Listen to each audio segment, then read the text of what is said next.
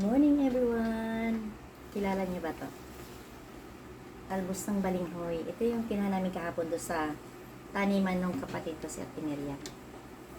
Aking hihimayin at aking lulutuin kasi ito yung paborito namin talaga sa amin sa probinsya sa Quezon. Ito talagang aming ito yung aming the best na ulam. Ito yung aming special menu. Sarap yan. Habang tayo ay nagcha-cha tayo. Nainit pa.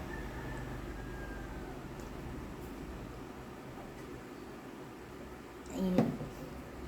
Alam niyo ba, pag hindi ako nagcha-cha, talagang yung wewe, napakaunti. Pero pag nainom ako nito, talagang marami siya. Yung nawawala yung sakit-sakit ng tiyan, ganyan.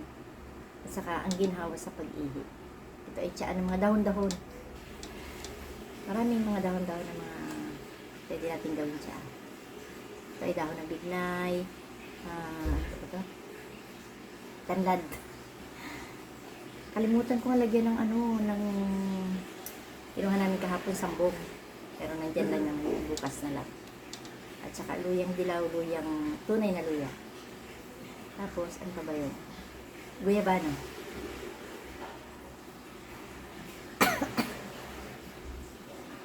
Medyo maanghang pa nga. Masarap. Tuloy na natin ang paghimay. Ayan, nasamid ako. Nakaalala yata sa akin.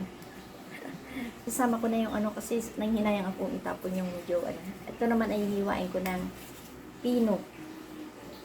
Ito ay hihiwain ko ng maliliit. Kami na mga senior nakakain. Paborito to ni nanay. Ito na guys, tapos na aking himay. At hihiwain ko na. Sarap nito.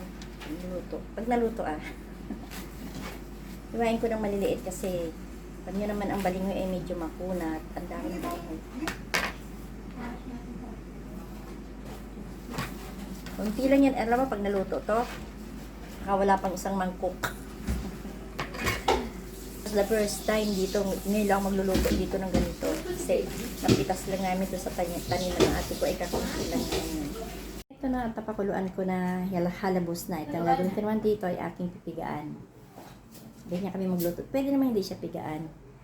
Hiwa lang, tapos pigaan sa tubig. Pwede naman. Kaso nasanay kami ng pinapakuluan muna siya. Halabos baga. Wala ba dyan sa inyo? Hindi naman naulan dito. Kung kalalabas na naulan pa na.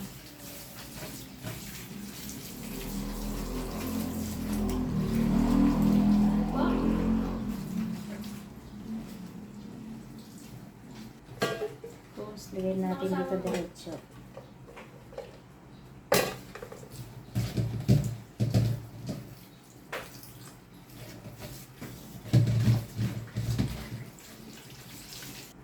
Ito ang aking sahog. Wala ako ibang sahog kundi dito.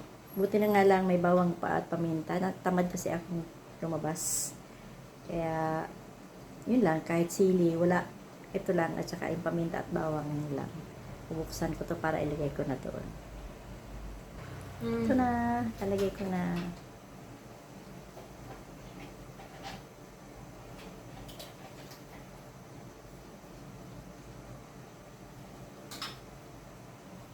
Ito na guys, ang aking dahon ng kamoting kahoy. Ayan.